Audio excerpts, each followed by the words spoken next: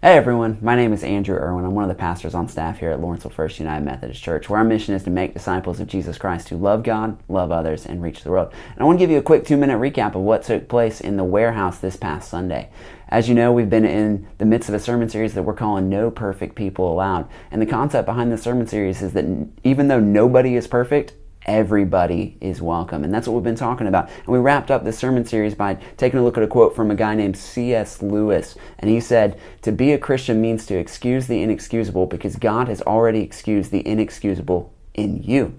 And what that means is it's time for each and every one of us as followers of Jesus Christ to move from excuses to acceptance. And we took a look at a passage from the Gospel of Luke in chapter 23 in which Jesus is literally hanging on the cross. And he's just had nails driven into his hands and his feet. And what's the first thing he does?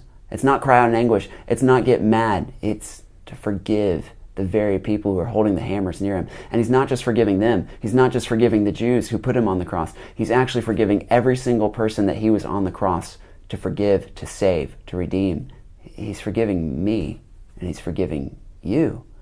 And I know forgiveness is a really touchy subject with a lot of people. It's hard to forgive because we all think about the people who have done us wrong.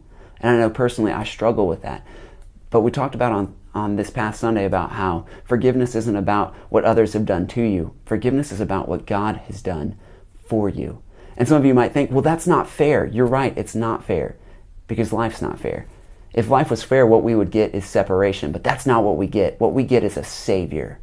There's no perfect people allowed because God has already declared once and for all, everyone is welcome in this place.